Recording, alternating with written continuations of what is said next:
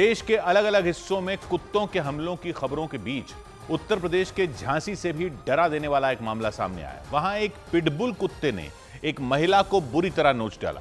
उस पिटबुल ने उनके हाथ को अपने जबड़े में इतनी जोर से दबा दिया कि कई लोग मिलकर भी उन्हें छुड़ा नहीं पाए। वो महिला किसी काम से अपनी पड़ोसी के घर गई। इस दौरान वो उनके मकान के गेट के बाहर खड़े होकर उनसे बातचीत कर रही थी।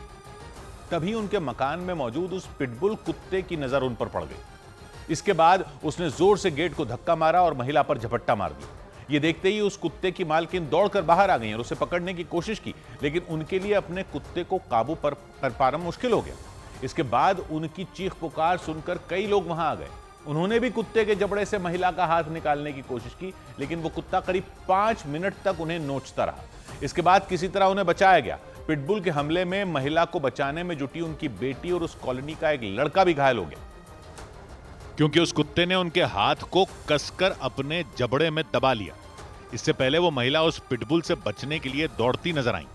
उनके पीछे पीछे उस पिटबुल की मालकिन भी दौड़ रही थी, लेकिन वो भी उसे नहीं पकड़ पाई। तभी उसने उन्हें धक्का मारकर जमीन पर गिरा दिया और उनका दाहिना हाथ अपने जबड़े में दबा लिया। इस दौरान वहां मौजूद उसकी मालकिन उन्हें छुड़ाने की कोशिश करती दिखाई दी, लेकिन उस कुत्ते ने उनका हाथ अपने जबड़े में दबाकर उन्हें घसीटना शुरू कर दिया। उनकी चीखने की आवाज सुनकर उनकी बेटी बाहर आ गई। उसने भी अपनी मां को छुड़वाने की कोशिश की, लेकिन वो भी कामयाब नहीं हो पाई। थोड़ी देर बाद उन्होंने किसी तरह उनका हाथ उस पिटबुल से छुड़वा लिया, लेकिन अगले ही पल उसने दोबारा उन पर हमला कर दिया। इस बार उसने उनके पैर को नोच डाला। ये देखकर वहां मौजूद लोग फिर से उन्हें छुड़वाने में लग गए, लेकिन वो कुछ नहीं कर पाए। वो कुत्ता करीब 5 मिनट तक उन्हें नोचता रहा। इसके बाद किसी तरह उसकी मालकिन ने उस पर काबू पाया। जानकारी के मुताबिक वो भी पिटबुल के इस हमले में घायल हो गई। उधर महाराष्ट्र के रायगढ़ जिले में हलाल लाइफस्टाइल टाउनशिप पर हुए विवाद के बाद एक और सोसाइटी पर वैसा ही विवाद शुरू हो गया। इस बार मुंबई के नजदीक ठाणे के मीरा रोड इलाके में बन रही एक सोसाइटी हिल गैलेक्सी फेज 2 पर विवाद हुआ। वहां भी रायगढ़ की तरह ऐसी सोसाइटी बनाए जाने की खबर आई, जहां सिर्फ मुस्लिम समुदाय के लोगों को ही घरों की बिक्री की जानी है। मतलब यह कि मुस्लिम समुदाय के लोगों के अलावा हिंदू समुदाय या फिर दूसरे धर्म के लोग वहां घर नहीं खरीद पाएंगे। बाकायदा हाउसिंग सोसाइटी के विज्ञापन के लिए वहां एक बड़ी सी होर्डिंग भी लगाई गई। उस पर मुस्लिम समुदाय के लोगों की तस्वीरों के साथ हाउसिंग सोसाइटी के अंदर मिलने वाली सुविधाओं के बारे में जिक्र किया गया। होर्डिंग पर यह बताया गया कि हाउसिंग सोसाइटी के अंदर मस्जिद भी बनाई जाएगी। इसका पता चलने के बाद शिवसेना शिंदे गुट के कई कार्यकर्ता वहां पहुंच गए और हाउसिंग सोसाइटी के ऑफिस में हंगामा खड़ा कर दिया। प्रदर्शन कर रहे लोगों ने सिर्फ मुस्लिम समुदाय के लोगों के लिए बनाई जा रही हाउसिंग सोसाइटी का विरोध किया। उन्होंने दावा किया कि इस तरह की हाउसिंग सोसाइटी संविधान के बराबरी और भेदभाव नहीं करने के सिद्धांत का उल्लंघन करती है। शिवसेना शिंदे गुट के कार्यकर्ताओं ने यह ऐलान किया कि वो किसी भी कीमत पर इस तरह की हाउसिंग सोसाइटी वहां नहीं बनने देंगे। इसका पता चलने के बाद बीजेपी नेता अतुल भातखलकर ने मुख्यमंत्री देवेंद्र फडणवीस को चिट्ठी लिखकर कार्रवाई करने की मांग की। हलाल लाइफस्टाइल वाले टाउनशिप ऐसे प्रोजेक्ट होते हैं जिन्हें खासतौर पर मुस्लिम समुदाय की धार्मिक जरूरतों को ध्यान में रखकर डिजाइन किया जाता है। इसका मकसद मुस्लिम समुदाय के लोगों के लिए ऐसा वातावरण देना है जहां इस्लामी कानून, खान पान और अन्य धार्मिक परंपराओं का पालन आसानी से किया जा सके। वहां सिर्फ वही लोग घर खरीद सकते हैं जो इस्लाम धर्म के मुताबिक जीवन जीते हैं और धार्मिक मान्यताओं का पालन करते हैं। और दावा किया गया कि ठाणे के मीरा रोड इलाके में भी हिल गैलेक्सी फेज 2 नाम से हलाल लाइफस्टाइल वाली हाउसिंग सोसाइटी बनाने का प्रोजेक्ट लॉन्च किया गया। इस हाउसिंग सोसाइटी को सिर्फ मुस्लिम समुदाय के लोगों को ध्यान में रखकर डिजाइन किया गया।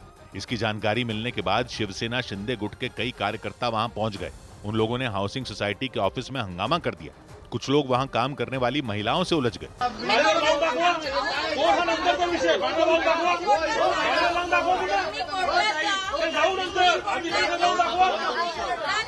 शिवसेना शिंदे गुट के कार्यकर्ताओं ने सिर्फ मुस्लिम समुदाय के लोगों के लिए बनाई जा रही हाउसिंग सोसाइटी का विरोध किया। ये बिल्डर जो अपनी मनमानी कर रहा है सिर्फ अपने धर्म को आकर्षित करने के लिए, ये काफी गलत बात है। ये व्यवसाय जो वो कर रहे हैं वो सारे जाति के लिए, सारे धर्मों के लिए खुला होना चाहिए। हाउसिंग सोसाइटी के बारे में मुस्लिम समुदाय को जानकारी देने के लिए वहां एक बड़ी होर्डिंग लगाई गई। उस पर मुस्लिम समुदाय के लोगों की तस्वीरों के साथ हाउसिंग सोसाइटी में मिलने वाली सुविधाओं का जिक्र किया गया। होर्डिंग में यह भी बताया गया कि हाउसिंग सोसाइटी के अंदर मस्जिद भी बनाई जाएगी। हालांकि बवाल बढ़ने के बाद होर्डिंग हटा ली गई। जो लोग विरोध कर रहे थे, आसपास के जो लोग विरोध कर रहे थे कि इस तरह की एडवर्टीजमेंट गलत है, उस एडवर्टीजमेंट के बाद अब यहाँ के जो पोस्टर्स हैं उसको हटा दिया गया है। इस मामले में बीजेपी नेता अतुल भातखलकर ने मुख्यमंत्री देवेंद्र फडणवीस को चिट्ठी लिखकर एक्शन लेने की मांग की। हलाल लाइफस्टाइल वाली टाउनशिप ऐसे प्रोजेक्ट होते हैं जिन्हें खासतौर पर मुस्लिम समुदाय के लोगों की धार्मिक जरूरतों को ध्यान में रखकर डिजाइन किया जाता है। इसका मकसद मुस्लिम समुदाय के लोगों के लिए ऐसा वातावरण देना है जहां इस्लामी कानून, खान पान और अन्य धार्मिक परंपराओं का पालन आसानी से किया जा सके। और महाराष्ट्र ही नहीं बल्कि उत्तर प्रदेश के मेरठ में भी एक ऐसी हाउसिंग सोसाइटी बसाने की तैयारी शुरू की गई जिसमें सिर्फ मुस्लिम समुदाय के लोग ही प्लॉट खरीद सकेंगे। जानकारी के मुताबिक इस हाउसिंग सोसाइटी में हिंदू समुदाय के अलावा दूसरे समुदायों के लोग भी प्लॉट नहीं खरीद पाएंगे, यानी सिर्फ मुस्लिम समुदाय के लोग ही वहां मकान बनवा सकेंगे। यही नहीं, मुस्लिम समुदाय के कुछ लोगों ने तो वहां अपने मकान बनवाने भी शुरू कर दिए। मेरठ में अब्दुल्ला रेजिडेंसी के नाम से बन रही इस हाउसिंग सोसाइटी को प्रमोट करने के लिए जो विज्ञापन दिया गया उसमें सड़कें और पार्क समेत दूसरी सुविधाओं के साथ ही एक मस्जिद भी दिखाई गई। इससे पहले मुंबई के नजदीक महाराष्ट्र के रायगढ़ जिले में भी इसी तरह की हाउसिंग सोसाइटी के निर्माण का मामला सामने आया था। दावा किया गया था कि सुकून एम्पायर नाम की उस हाउसिंग सोसाइटी में सिर्फ मुस्लिम समुदाय के लोग ही घर खरीद पाएंगे। और इसी तरह की शर्त उत्तर प्रदेश के मेरठ में बन रही एक हाउसिंग सोसाइटी में भी रखी गई, यानी वहां भी सिर्फ मुस्लिम समुदाय के लोग ही घर खरीद पाएंगे। जानकारी के मुताबिक अब्दुल्ला रेजिडेंसी नाम की इस हाउसिंग सोसाइटी में हिंदू समुदाय के लोग प्लॉट नहीं खरीद सकेंगे, वहां उन्हीं लोगों को प्लॉट बेचे जाएंगे जो मुस्लिम समुदाय से हैं। इस सोसाइटी के लिए जो विज्ञापन दिया गया उसमें सड़कें और पार्क समेत कई दूसरी सुविधाओं के अलावा एक मस्जिद भी दिखाई गई। 78 प्लॉट बसाए गए हैं और जिनमें एक मस्जिद भी बनाई गई है जिससे यहाँ पर और सिर्फ मुस्लिमों को ही मकान दिया जा सके। यही नहीं, मुस्लिम समुदाय के कुछ लोगों ने तो वहाँ अपने मकान बनवाने भी शुरू कर दिए। ये पूरी मुस्लिम कॉलोनी है और यहाँ जो कॉलोनी के ओनर हैं वो महेंद्र नाथ लाला जी हैं, वो यहाँ पर उन्हीं की रेख देख में कॉलोनी डेवलप हो रही है। जानकारी के मुताबिक इस हाउसिंग सोसाइटी को बनवाने वाले बिल्डर हिंदू समुदाय के हैं। मेरठ से पहले मुंबई के नजदीक महाराष्ट्र के रायगढ़ जिले में भी इसी तरह की एक हाउसिंग सोसाइटी के निर्माण का मामला सामने आया था। वहां सुकून एम्पायर नाम से हाउसिंग सोसाइटी बनाने की प्लानिंग की गई, लेकिन इसके लिए जो प्रमोशनल वीडियो जारी किया गया उसमें ये संकेत दिए गए कि यह हाउसिंग सोसाइटी सिर्फ मुस्लिम समुदाय के लिए ही बनाई गई है। हालांकि विज्ञापन में किसी भी समुदाय विशेष का जिक्र नहीं किया गया था। उधर मध्य प्रदेश के सागर जिले में ईद मिलादुन नबी के मौके पर निकाले गए जुलूस के दौरान विवादास्पद नारे लगाए जाने का आरोप लगाया गया। सागर में हिंदूवादी संगठनों से जुड़े लोगों ने पुलिस प्रशासन से इसकी शिकायत भी की और इससे जुड़ा एक वीडियो भी पुलिस को सौंपा।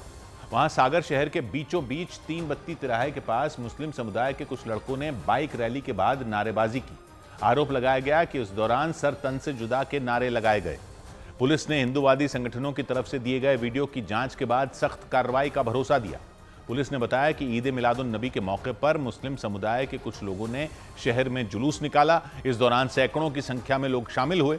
कुछ लड़के मोटरसाइकिलों से भी वहां पहुंचे। पुलिस के मुताबिक उन लड़कों ने बाइक रैली निकाली और इसके बाद वहां के 3 बत्ती तिराहे पर इकट्ठा हुए और वहां नारेबाजी की। धार्मिक नारों के बीच रैली में शामिल लोगों पर विवादास्पद नारे लगाने का आरोप लगाया गया। ईद मिलादुन नबी के मौके पर सागर में मुस्लिम समुदाय के लड़कों ने बाइक रैली निकाली। ये रैली राहतगढ़ बस स्टैंड से शुरू हुई और बस स्टैंड, बड़ा बाजार, परकोटा होते हुए कटरा बाजार में 3 बत्ती तिराहे पर पहुंची। चौराहे पर पहुंचने के बाद आरोप लगाया गया कि बाइक रैली में शामिल कुछ लड़कों ने सर तन से जुदा के नारे लगाए। लेकिन इस नारेबाजी का वीडियो सामने आने के बाद तनाव बढ़ गया। हिंदूवादी संगठनों से जुड़े कुछ लोगों ने आपत्ति जताई। ये नारा प्रशासन के मुंह पर और सेकुलर हिंदुओं के मुंह पर तमाचा है कि जो घटनाएं सागर में नहीं होती थी अब उनकी शुरुआत सागर में हो चुकी है। हिंदूवादी संगठनों से जुड़े लोगों ने कोतवाली थाने में पहुंचकर नारेबाजी करने वालों पर सख्त कार्रवाई की मांग की। पुलिस ने नारेबाजी के वीडियो की जांच के बाद कड़ी कार्रवाई का भरोसा दिया। जांच कर रहे हैं और जांच के आधार पर उसमें वैधानिक कार्रवाई की जाएगी। पुलिस ने लोगों से संयम बरतने और शांति व्यवस्था बनाए रखने की अपील की, क्योंकि ईद मिलादुन नबी के मौके पर हुई विवादास्पद नारेबाजी के बाद सागर शहर में तनाव बढ़ गया। उधर यूपी के बाराबंकी में छात्रों पर हुए लाठीचार्ज के मामले में कई पुलिसकर्मियों को सस्पेंड कर दिया गया। उत्तर प्रदेश के बाराबंकी में छात्रों पर लाठीचार्ज करने के मामले में आईजी प्रवीण कुमार की रिपोर्ट के बाद सीएम योगी आदित्यनाथ ने 4 और पुलिसकर्मियों को सस्पेंड करने का आदेश दे दिया। इस मामले में पहले एक सब इंस्पेक्टर को सस्पेंड किया गया था। दिल्ली पुलिस ने मोहित प्रियदर्शी नाम के एक पायलट को महिलाओं और लड़कियों के अश्लील वीडियो बनाने के आरोप में गिरफ्तार कर लिया। पुलिस के मुताबिक मोहित वीडियो बनाने के लिए अपने साथ एक स्पाई कैमरा लेकर चलता था। पुलिस ने दावा किया कि पूछताछ में आरोपी ने अपना जुर्म कबूल कर लिया। उत्तर प्रदेश के सोनभद्र में अंधविश्वास के चक्कर में एक व्यक्ति पर एक महिला की कुल्हाड़ी से काटकर हत्या करने का आरोप लगाया गया। पुलिस के मुताबिक आरोपी गुलाब खरवार ने महिला की बेटी पर भूत प्रेत का साया होने का दावा किया। इसी बात को लेकर झगड़ा इतना बढ़ गया कि गुलाब खरवार ने कुल्हाड़ी से हमला कर दिया। अभियुक्त गुलाब खरवार को गिरफ्तार कर लिया गया है। उधर जम्मू कश्मीर की राजधानी श्रीनगर में उस वक्त बवाल हो गया जब ईद मिलाद उन नबी के मौके पर हजरत बल दरगाह में लगे शिलापट्ट पर बने राष्ट्रीय प्रतीक अशोक स्तंभ की आकृति को भीड़ ने तोड़ दिया। इस घटना के दौरान दरगाह के अंदर बड़ी संख्या में लोग मौजूद थे, लेकिन किसी ने भी शिलापट्ट पर उकेरे गए अशोक स्तंभ को पत्थर मारकर तोड़ रहे लोगों को रोकने की कोशिश नहीं की। और तो और वहां मौजूद लोगों ने वहां जमकर नारेबाजी भी की। उन लोगों की तरफ से दावा किया गया कि आकृतियां गढ़ना इस्लामी रिवाजों के खिलाफ है और इसी वजह से अशोक स्तंभ को शिलापट्ट से हटा दिया गया। हैरानी की बात यह रही कि उसी शिलापट्ट पर दूसरी तरफ जम्मू कश्मीर वक्फ बोर्ड की आकृति भी उकेरी गई थी, उसे नहीं तोड़ा गया। इस घटना के बाद पूरे श्रीनगर में हंगामा खड़ा हो गया। जम्मू कश्मीर वक्फ बोर्ड की चेयरमैन दरख्शां अंद्राबी ने इस घटना को बेहद दुर्भाग्यपूर्ण बताया और राष्ट्रीय प्रतीक अशोक स्तंभ को तोड़ने वालों के खिलाफ कड़ी कार्रवाई की मांग की। उनके मुताबिक इस घटना की वजह से हजरत बल दरगाह की गरिमा को नुकसान पहुंचा। जानकारी के मुताबिक कुछ रोज पहले ही दरगाह की मरम्मत के दौरान जम्मू कश्मीर वक्फ बोर्ड की तरफ से शिलापट्ट लगवाया गया था। जम्मू कश्मीर वक्फ बोर्ड की चेयरमैन दरख्शां अंद्राबी ने उसका उद्घाटन किया था और इसी वजह से उनका नाम भी शिलापट्ट पर लिखा गया था। इसके अलावा शिलापट्ट के एक कोने में राष्ट्रीय प्रतीक अशोक स्तंभ और दूसरे कोने में जम्मू कश्मीर वक्फ बोर्ड की आकृति उकेरी गई थी।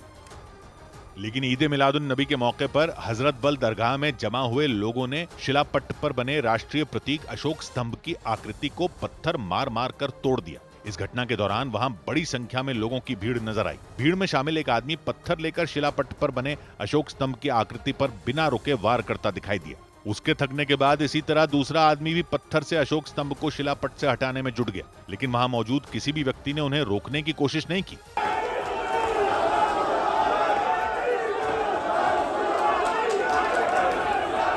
जम्मू कश्मीर वक्फ बोर्ड की चेयरमैन दरख्शां अंद्राबी के मुताबिक कुछ रोज पहले ही दरगाह के नवीनीकरण के दौरान शिलापट्ट लगवाया गया था। उस पर दरख्शां अंद्राबी का नाम भी लिखा नजर आया। दावा किया गया कि शिलापट्ट लगाने के वक्त भी अशोक स्तंभ को लेकर लोगों ने नाराजगी जताई थी। हजरत बल दरगाह में हुई इस घटना का पता चलने के बाद दरख्शां अंद्राबी भड़क गईं। उन्होंने इसे दुर्भाग्यपूर्ण बताते हुए आरोपियों के खिलाफ कड़ी कार्रवाई करने की मांग की। जिन्होंने भी ये हरकत की अभी दरगाह शरीफ में, उनको सबों को PSA लगे, उनको गिरफ्तार किया जाए। हालांकि तोड़फोड़ करने वाले लोगों ने दावा किया कि आकृतियां गढ़ना इस्लामी रिवाज के खिलाफ है और इसी वजह से शिलापट्ट से अशोक स्तंभ की आकृति हटा दी गई थी। उधर देश के अलग अलग इलाकों में जबरन धर्म परिवर्तन कराए जाने से जुड़ी खबरों के बीच उत्तर प्रदेश के देवरिया से भी इसी तरह का चौंका देने वाला मामला सामने आया। वहां एक शॉपिंग कॉम्प्लेक्स में काम करने वाली लड़की ने आरोप लगाया कि उस शॉपिंग कॉम्प्लेक्स के मालिक ने उसके साथ दुष्कर्म किया और उस पर धर्मांतरण का दबाव बनाया। लड़की के मुताबिक उसके अश्लील वीडियो भी बनाए गए और उन वीडियो के जरिए ब्लैकमेल किया गया। यही नहीं, पीड़ित ने बताया कि उस शॉपिंग कॉम्प्लेक्स में काम करने वाली सभी लड़कियों को पैसे देने और विदेशों में लग्जरी लाइफ जीने का लालच देकर बहलाया फुसलाया जाता है। लड़की का दावा है कि जबरन धर्म बदलवाने के इस खेल में शॉपिंग कॉम्प्लेक्स के मालिक उस्मान गनी के अलावा उनकी पत्नी और साला भी शामिल हैं। इतना ही नहीं, उसने तो यहां तक दावा किया कि शॉपिंग कॉम्प्लेक्स की ऊपरी मंजिल पर अलग से 2 कमरे बनाए गए हैं जहां लड़कियों का जबरन लड़कियों के साथ दुष्कर्म किया जाता है। आरोप है कि वहां काम करने वाली लड़कियों पर दबाव बनाया जाता है कि वो बाहर से आने वाले व्यापारियों से भी संबंध बनाएं। उस लड़की के मुताबिक लगातार परेशान किए जाने की वजह से उसे शॉपिंग कॉम्प्लेक्स की नौकरी छोड़नी पड़ी, लेकिन बाद में उसने इस पूरे मामले की शिकायत जिले के SP से की। SP ने जांच के बाद सख्त कार्रवाई का भरोसा दिया, लेकिन दुष्कर्म और धर्मांतरण के इन आरोपों ने सनसनी मचा दी। देवरिया में SS मॉल और EG मार्ट नाम के शॉपिंग कॉम्प्लेक्सों के मालिक उस्मान गनी पर गंभीर आरोप लगाए गए। EG मार्ट में काम कर चुकी लड़की ने SP से शिकायत की कि उस्मान गनी और उनके साले गौहर अंसारी ने उस पर धर्मांतरण का दबाव बनाया, जिस पे मैंने मना कर दिया। फिर मेरे साथ जबरदस्ती किए लो उस्मान गनी और गौहर अंसारी और मेरा फोटोज वीडियो ले लिए लो। उसके बाद से हमको लगे लो ब्लैकमेल करने। लड़की के मुताबिक उन दोनों शॉपिंग कॉम्प्लेक्स में काम करने वाली लड़कियों को पैसों का लालच देकर फंसाया जाता है। आरोप है कि झांसे में लेकर उनका यौन शोषण किया जाता है और फिर उसका वीडियो बनाकर उन्हें डराया धमकाया जाता है। लड़की के मुताबिक उस्मान गनी की पत्नी तरन्नुम भी इस गंदे खेल में शामिल है।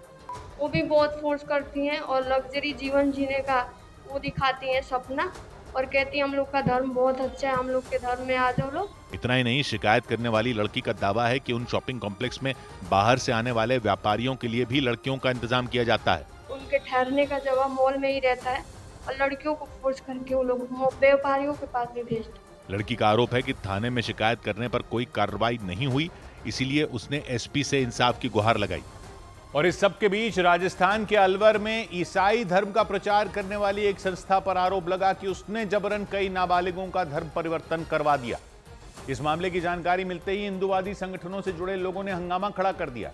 जानकारी के मुताबिक वो संस्था एक हॉस्टल चला रही थी। उस हॉस्टल में करीब 50 बच्चे थे। आरोप लगाया गया कि उन बच्चों को पढ़ाई के बहाने वहां लाया गया था, लेकिन वहां ईसाई धर्म की अच्छाइयां बताकर उनका ब्रेन वॉश किया गया और फिर उनका धर्म परिवर्तन करवाया गया। इसका पता चलते ही पुलिस उस हॉस्टल में छापेमारी करने पहुंच गई और हॉस्टल को चलाने वाले 2 लोगों को गिरफ्तार कर लिया। इसके बाद हिंदूवादी संगठनों से जुड़े कुछ लोग वहां पहुंच गए। उन्होंने आरोप लगाया कि पुलिस के वहां आते ही उस हॉस्टल की देखरेख करने वाली एक महिला ने उन बच्चों को वहां से भगाने की कोशिश की ताकि वो उनके खिलाफ गवाही न दे सकें, लेकिन उन लोगों ने वहां पहुंचकर उन बच्चों को रोक लिया। मैं आपको दिखा रहा हूँ, ये धर्म परिवर्तन करा रहे हैं ये लोग इधर, और देखो ये बच्चों को कुदा कुदा के भगा रहे हैं। उस हॉस्टल की बालकनी में कुछ बच्चे खड़े नजर आए। वो वहां से कूदने की कोशिश कर रहे थे। इस दौरान वहां पहुंचे हिंदूवादी संगठनों से जुड़े लोगों ने उन बच्चों को कूदने से मना कर दिया और इस सबका वीडियो बना लिया। इस दौरान उस हॉस्टल में एक महिला भी खड़ी नजर आई। ऊपर से मत कूदो, लग जाएगी, बैठे रहो, आराम से रहो, तुम्हारी खैर नहीं है, बच्चों को भगा रहे हो। दावा किया गया कि वो महिला उस हॉस्टल की देखरेख करती थी और उन्होंने पुलिस के वहां आते ही उन बच्चों को उस हॉस्टल के पीछे वाले रास्ते से भगाने की कोशिश की। थोड़ी देर बाद हंगामा करने वाले वो लोग उस हॉस्टल के अंदर पहुंच गए। वहां उन्होंने उन बच्चों से बात की। इसके बाद उन्होंने उस हॉस्टल के संचालकों पर आरोप लगाया कि उन्होंने पढ़ाई के बहाने बच्चों को बुलाकर उनका धर्म परिवर्तन करवाया। वो दिल्ली से आए हुए हैं, इनको यहाँ पढ़ाई के लिए बुलाया था और बाइबल पढ़ा के इनको धर्म परिवर्तन। पुलिस के मुताबिक ईसाई धर्म का प्रचार करने वाली उस संस्था ने जानबूझकर कम उम्र वाले गरीब बच्चों को निशाना बनाया। कि कम एज के बच्चों को, जो गरीब समाज के, गरीब SC ST के और जो गरीब तबके के बच्चे हैं, उनको अपने पास हॉस्टल में रखते थे। लगभग 50 के आसपास बच्चे हॉस्टल में थे। पुलिस ने इस मामले में कार्रवाई करते हुए 2 लोगों को गिरफ्तार कर लिया और उनके बाकी साथियों की तलाश में जुट गई। उधर लखनऊ में गिरफ्तार फर्जी IAS अधिकारी सौरभ त्रिपाठी की मुश्किलें बढ़ गईं। उत्तर प्रदेश की राजधानी लखनऊ से गिरफ्तार फर्जी IAS अधिकारी सौरभ त्रिपाठी के खिलाफ एक और FIR दर्ज कर ली गई। ये FIR उस कंपनी की तरफ से दर्ज करवाई गई जहां सौरभ त्रिपाठी काम करता था। पुलिस ने सौरभ के पास से 7 महंगी गाड़ियां पकड़ी थी, जिन पर लाल और नीली बत्तियां लगी थी। पुलिस के मुताबिक सौरभ खुद को भारत सरकार का कैबिनेट सेक्रेटरी बताता था। उत्तर प्रदेश के हापुड़ में गायों की तस्करी करने के 2 आरोपियों को मुठभेड़ के बाद गिरफ्तार करने का दावा किया गया। पुलिस के मुताबिक मेहताब नाम का आरोपी अपने 2 साथियों के साथ गायों की तस्करी कर रहा था। हालांकि मुठभेड़ के दौरान उसका दूसरा साथी भागने में कामयाब रहा। गिरफ्तार किए गए अभियुक्तों द्वारा कुछ समय पूर्व थाना बहादुरगढ़ की एक प्रोकशी की घटना को कारित करना स्वीकार किया है। उत्तर प्रदेश के मुख्यमंत्री योगी आदित्यनाथ ने शिक्षकों और शिक्षा मित्रों और उनके परिवारों के लिए कैशलेस इलाज की सुविधा का ऐलान किया। इस योजना के तहत उत्तर प्रदेश में सभी सरकारी शिक्षकों को कैशलेस इलाज का फायदा मिलेगा। बताया गया इस योजना का लाभ 9 लाख परिवार उठा पाएंगे। इन सबको हम कैशलेस उपचार की व्यवस्था का लाभ देंगे। पंजाब के अमृतसर में BSF ने ड्रग्स तस्करी के आरोप में 5 लोगों को गिरफ्तार करने का दावा किया। BSF ने उनसे हथियारों के साथ जिंदा कारतूस और 3 किलो से ज्यादा ड्रग्स जब्त करने का भी दावा किया। ये कार्रवाई भारत और पाकिस्तान सीमा के नजदीक की गई। उधर महाराष्ट्र के सोलापुर में राज्य के उप मुख्यमंत्री अजीत पवार पर आरोप लगा कि उन्होंने अंजना कृष्णा नाम की IPS अधिकारी को अवैध खनन पर एक्शन लेने से रोकने के लिए फोन पर धमकाया और जमकर फटकार लगाई। घटना 31 अगस्त की बताई गई। जानकारी के मुताबिक पुलिस अधिकारी अंजना कृष्णा को सोलापुर जिले की माढ़ा तहसील में अवैध खनन की शिकायत मिली थी। उसका पता चलने के बाद वो तुरंत अपनी टीम के साथ सादे कपड़ों में वहां पहुंच गईं। वहां पहुंचने के बाद उन्होंने अवैध खनन को रोक दिया। दावा किया गया कि उसी दौरान NCP अजीत पवार गुट के कार्यकर्ता ने डिप्टी CM अजीत पवार को फोन कर दिया। इसके बाद अजीत पवार ने पार्टी के कार्यकर्ता के फोन से ही पुलिस अधिकारी से स्पीकर पर बात की। इस दौरान वहां अजीत पवार की पार्टी के कई कार्यकर्ता भी मौजूद रहे। दावा किया गया कि फोन पर अजीत पवार ने पुलिस अधिकारी अंजना कृष्णा से अवैध खनन पर कार्रवाई रोकने के लिए कहा था। कुछ देर तक उनके बीच बातचीत हुई, लेकिन बात तब बिगड़ गई जब अंजना कृष्णा ने फोन पर यह कह दिया कि वो कैसे मान लें कि वो deputy chief minister Ajit Pawar से बात कर रही हैं। इतना सुनते ही अजीत पवार का पारा गर्म हो गया और अधिकारी पर वो भड़क गए। इस घटना के करीब 5 दिन बाद उसका वीडियो सामने आया, जिस पर सियासत गर्मा गई। एनसीपी अजीत पवार गुट की तरफ से दावा किया गया कि वीडियो को जानबूझकर लीक किया गया ताकि अजीत पवार को बदनाम किया जा सके। लेकिन आरोप यह लगाया गया कि महाराष्ट्र के उप मुख्यमंत्री अजीत पवार ने आईपीएस अधिकारी अंजना कृष्णा पर कार्रवाई रोकने के लिए दबाव बनाया था। घटना 31 अगस्त को महाराष्ट्र के सोलापुर जिले की माढ़ा तहसील में हुई थी। उस रोज अंजना कृष्णा को यह जानकारी मिली थी कि माढ़ा तहसील में अवैध खनन किया जा रहा है। इसका पता चलने के बाद तुरंत अंजना कृष्णा अपनी टीम के साथ सादे कपड़ों में वहां पहुंच गई थी।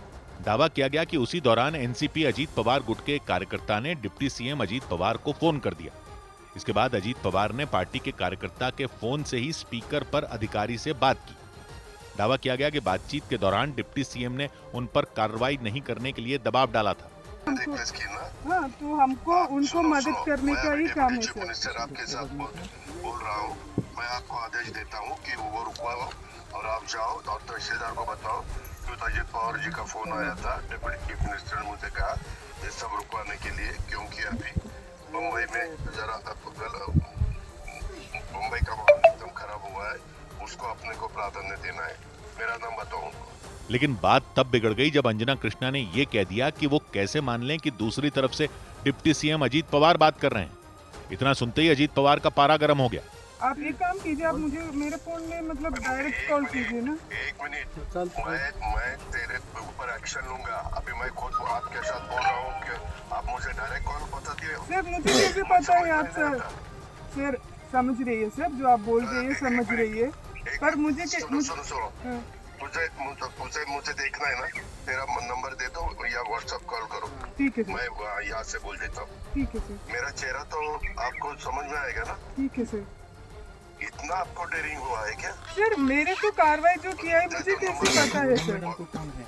कुछ देर तक आईपीएस अधिकारी अंजना कृष्णा फोन पर अजीत पवार को समझाने की कोशिश करती रहीं, लेकिन इसके बाद भी अजीत पवार शांत नहीं हुए। उन्होंने फौरन फोन पर आईपीएस अधिकारी अंजना कृष्णा पर एक्शन लेने की बात तक कह दी, जबकि अंजना कृष्णा उन्हें बार बार ये समझाने की कोशिश करती रहीं कि उन्हें गांव में अवैध खनन की शिकायत मिली थी, उसके बाद ही वो वहां पहुंची थी। लेकिन दावा यह किया गया कि अजीत पवार ये चाहते थे कि अंजना कृष्णा वहां कोई एक्शन न लें और अपनी टीम के साथ वहां से चली जाएं। बाद में पुलिस अधिकारी ने अजीत पवार को अपना मोबाइल नंबर दिया। उसके कुछ देर बाद अजीत पवार ने उनसे वीडियो कॉल पर बात की, लेकिन इस मामले ने तूल तब पकड़ लिया जब इस घटना पर महाराष्ट्र में सियासत शुरू हो गई। मामला बढ़ता देख उप मुख्यमंत्री अजीत पवार ने सोशल मीडिया पर एक पोस्ट डाली। उसमें उन्होंने दावा किया कि वो सिर्फ हालात संभालने की कोशिश कर रहे थे ताकि वहां किसी तरह का कोई बवाल न हो। इस मामले में तहसीलदार की तरफ से केस दर्ज करवाया गया। 10 से 15 लोगों पर एफआईआर दर्ज की गई। तहसीलदार की तरफ से दर्ज कराई गई एफआईआर में बाबा जगताप नाम के व्यक्ति का जिक्र किया गया। दावा किया गया कि वो एनसीपी अजीत पवार गुट के कार्यकर्ता हैं और उन्होंने ही अवैध खनन पर कार्रवाई करने के दौरान अजीत पवार को फोन किया था और फिर अपना फोन स्पीकर पर डालकर आईपीएस अधिकारी अंजना कृष्णा को थमा दिया था। इसके बाद अजीत पवार ने अंजना कृष्णा से बात की थी। अंजना कृष्णा अजीत पवार को फोन पर बार बार ये समझाने की कोशिश करती रहीं कि वो शिकायत मिलने के बाद गांव में अवैध खनन रोकने पहुंची थी, लेकिन अजीत पवार शांत नहीं हुए। उन्होंने वीडियो कॉल करने के लिए अंजना कृष्णा से उनका नंबर भी लिया ताकि वो वीडियो कॉल पर अपना चेहरा दिखा सकें, क्योंकि अंजना कृष्णा ने यह कह दिया था कि वो कैसे मान लें कि उनकी बात डिप्टी सीएम से हो रही है। सर एक काम कीजिए, आप मुझे डायरेक्टली कॉल वगैरह नहीं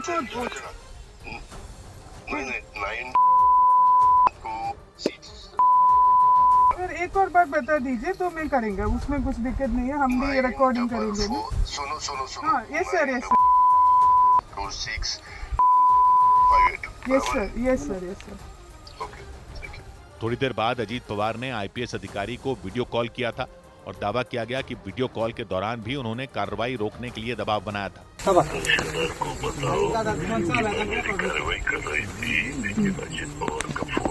मामले ने तब और तूल पकड़ लिया जब तहसीलदार ने 10 से 15 लोगों के खिलाफ एफआईआर दर्ज करवा दी। एफआईआर में बाबा जगताप नाम के व्यक्ति का भी जिक्र किया गया। ये वही एनसीपी अजीत पवार गुट के कार्यकर्ता हैं जिन्होंने अवैध खनन पर पुलिस की कार्रवाई के दौरान अजीत पवार को फोन लगा दिया था। मामला बढ़ने के बाद सोशल मीडिया पर अजीत पवार की तरफ से एक पोस्ट डाली गई जिसमें उन्होंने दावा किया कि वो सिर्फ हालात संभालने की कोशिश कर रहे थे ताकि वहां किसी तरह का कोई बवाल न हो। उधर हिमाचल प्रदेश के कुल्लू में पहाड़ खिसकने की घटनाओं के साथ ही फ्लैश फ्लड ने वहां के कई इलाकों में तबाही मचा दी। कुल्लू की भुंतर तहसील के पास अचानक आए सैलाब ने लोगों को खौफ से भर दिया। कुल्लू के कई इलाकों में मूसलाधार बारिश की वजह से फ्लैश फ्लड आ गया, मतलब वहां बेहिसाब पानी अचानक आ गया। उसे देखकर ऐसा लगा जैसे कोई बांध फट पड़ा हो।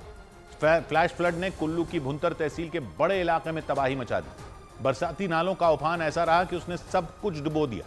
कुल्लू पर मौसम की दोहरी मार पड़ी। वहां बिजली महादेव मंदिर के पास की पहाड़ी पर लैंडस्लाइड भी हुई। पहाड़ से बड़े बड़े पत्थर नीचे गिरे जिससे वहां हड़कंप मच गया।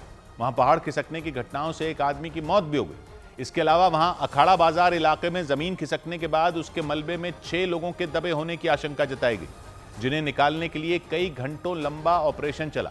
लेकिन इस बीच कुल्लू में एक बार फिर मूसलाधार बारिश ने लोगों की नींद उड़ा दी और इसी बारिश के बाद कुल्लू की भुंतर तहसील में फ्लैश फ्लड ने लोगों के होश उड़ा दिए।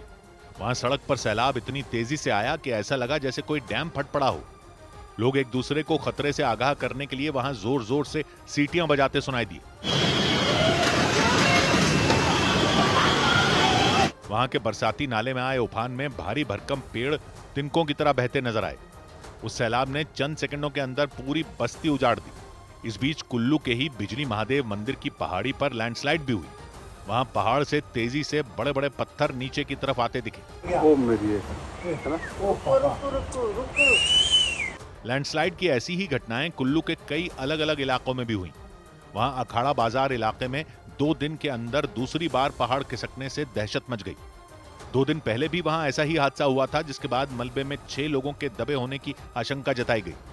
उन्हें निकालने के लिए ऑपरेशन चलाया गया, लेकिन इस बीच एक बार फिर लैंडस्लाइड की घटना हो गई, जिससे वहां के लोगों के बीच दहशत और बढ़ गई। इधर हिमाचल प्रदेश के चंबा में मणिमहेश यात्रा के दौरान फंसे श्रद्धालुओं को वायुसेना के चिनूक हेलीकॉप्टर से निकालने का काम तेज कर दिया गया। चिनूक हेलीकॉप्टर ने पहले चक्कर में करीब 50 लोगों को सुरक्षित जगह पर पहुंचाया। मणिमहेश यात्रा चंबा में मौजूद मणिमहेश झील तक जाती है। वहां पहुंचकर लोग भगवान शिव की पूजा करते हैं। मणिमहेश झील तक जाने के लिए करीब 13 किलोमीटर लंबा पहाड़ी रास्ता पैदल ही पार करना होता है। खड़ी चढ़ाई होती है। ये यात्रा हर साल जन्माष्टमी से शुरू होकर राधाष्टमी तक चलती है, यानी करीब 15 से 20 दिन। मान्यता है कि मणिमहेश झील में स्नान करने से पुण्य मिलता है। वहां मेला भी लगता है, इसीलिए इस धार्मिक यात्रा में देश के अलग अलग हिस्सों से हजारों श्रद्धालु पहुंचते हैं। इस बार भी पहुंचे, लेकिन बीते कुछ दिनों में चंबा में बेहिसाब बारिश और पहाड़ खिसकने की घटनाएं हुई। मणिमहेश यात्रा वाले रास्ते पर भी बड़े बड़े पत्थर और बेहिसाब मलबा गिरा। नतीजा ये हुआ कि रास्ता पूरी तरह बंद हो गया। इसीलिए प्रशासन ने मणिमहेश यात्रा को बीच में ही रोक दिया था। लेकिन मुसीबत की ये बड़ी संख्या में लोग पहले ही मणिमहेश झील तक पहुंच चुके थे। उनकी पैदल वापसी का रास्ता भी बंद हो गया था। वो वहां कैद हो गए। कई लोग तो बुरी तरह बीमार भी हो गए। खराब मौसम की वजह से बचाव अभियान में भी मुश्किलें आ रही थी। लेकिन जैसे ही आसमान साफ हुआ तो वायुसेना ने चिनूक हेलीकॉप्टर की मदद से फंसे हुए श्रद्धालुओं को निकालना शुरू कर दिया। पहले चक्कर में वो करीब 50 लोगों को लेकर चंबा के भरमौर में लैंड हुआ। कई दिनों तक मुसीबतें झेलने के बाद वो श्रद्धालु भरमौर पहुंचे तो उनकी खुशी का ठिकाना ही नहीं रहा। हेलीकॉप्टर से उतरने के बाद उन्हें बसों में बैठाया गया और इसके बाद वो अपने घरों के लिए रवाना हो गए। चंबा में मणिमहेश की यात्रा के दौरान सैकड़ों श्रद्धालु फंस गए थे, क्योंकि वहां जबरदस्त बारिश के बीच पहाड़ों से आए मलबे ने यात्रा मार्ग को बंद कर दिया था। कच्चे रास्तों के साथ साथ सड़कों की भी हालत बिगड़ चुकी है। ऐसे में वहां फंसे लोगों को निकालने में प्रशासन के पसीने छूट गए, क्योंकि वो श्रद्धालु यात्रा के अंतिम पड़ाव यानी मणिमहेश झील के पास फंसे थे। उस झील तक जाने के लिए हडसर से करीब 13 किलोमीटर खड़ी चढ़ाई वाला रास्ता पैदल ही तय करना होता है, जबकि भरमौर और हडसर को जोड़ने वाली सड़क करीब 25 किलोमीटर लंबी है। पहाड़ खिसकने से सड़क के साथ साथ पैदल वाला रास्ता भी टूट फूट गया। इसीलिए वहां फंसे लोगों को आसमान के रास्ते हेलीकॉप्टर से निकाला गया। उधर बाढ़ से बेहाल पंजाब के फाजिल्का में एनडीआरएफ और राज्य सरकार की एजेंसियों ने मिलकर बड़े पैमाने पर राहत और बचाव अभियान शुरू किया। इसके तहत बाढ़ में फंसे हजारों लोगों को निकालकर उन्हें सुरक्षित जगहों तक पहुंचाया गया। इसके अलावा कई इलाकों में नावों की मदद से लोगों तक खाने पीने समेत दूसरी जरूरी चीजें भी पहुंचाई गई। भारी बारिश के बाद वहां बहने वाली सतलुज नदी में जलस्तर इतना बढ़ गया कि उसके पानी ने आसपास के ज्यादातर इलाकों को डुबो दिया। इस वजह से फाजिल्का के लोगों की परेशानी बेहिसाब बढ़ गई। चारों तरफ बाढ़ के पानी का कब्जा हो गया। लोग अपने घरों की छतों पर रहने के लिए मजबूर हो गए। वो न तो बाहर निकल सकते थे, न ही कोई उन तक पहुंच सकता था। ऐसे में न तो उनके पास खाने की चीजें बची, न ही सिर छिपाने की जगह बची।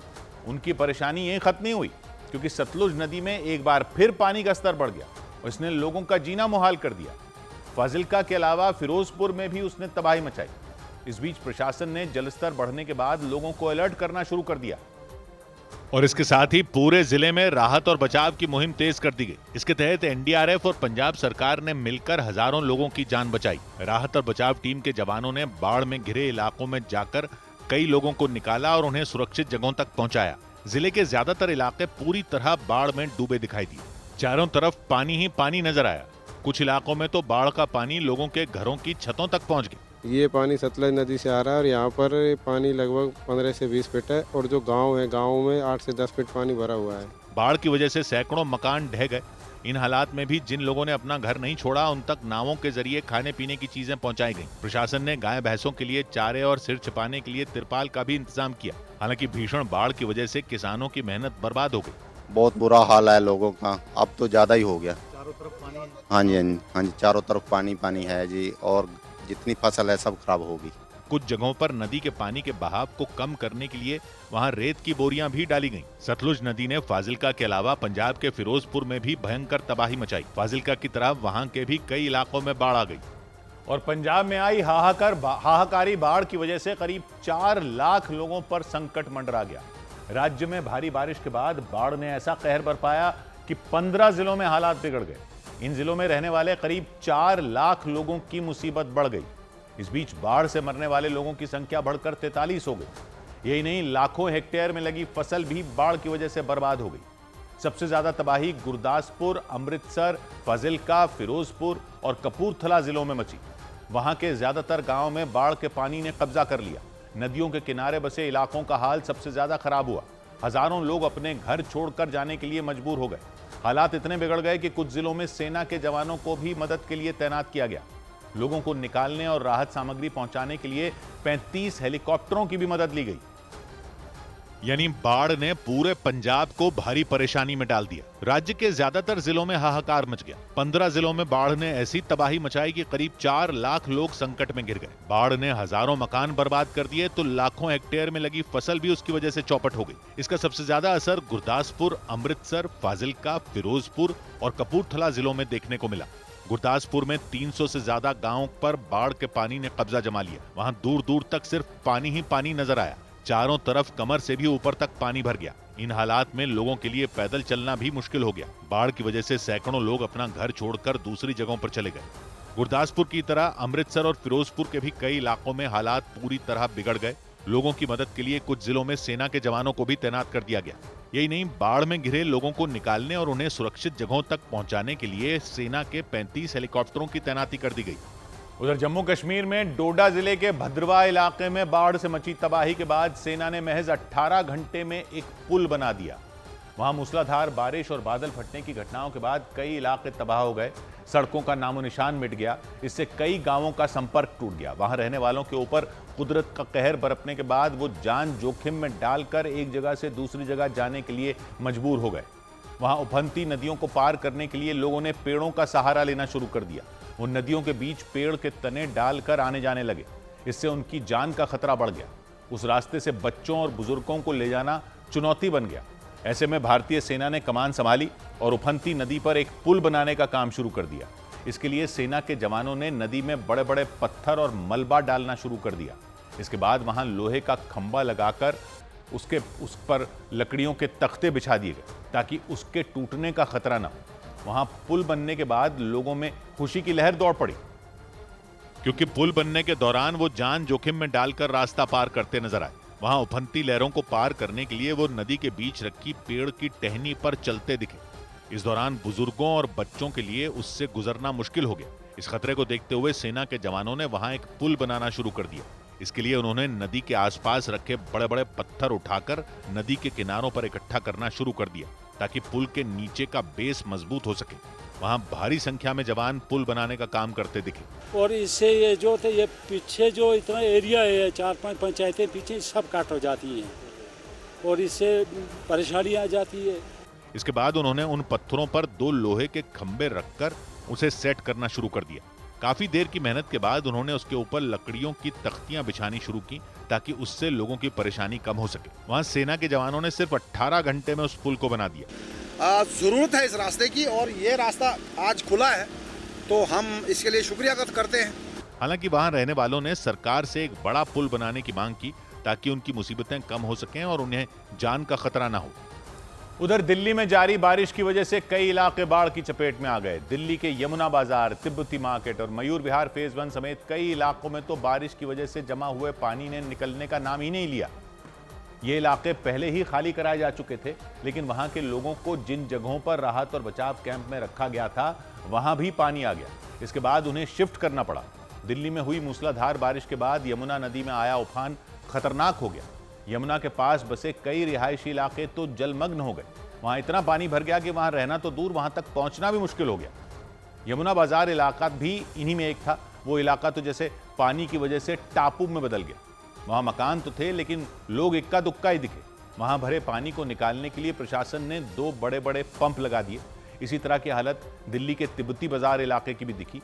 वहां मौजूद दुकानें आधे से ज्यादा पानी में डूब गई। दिल्ली के निगमबोध घाट और कश्मीरी गेट इलाके में भी पानी भरा दिखाई दिया। वहां तो लोगों का चलना फिरना भी मुश्किल हो गया।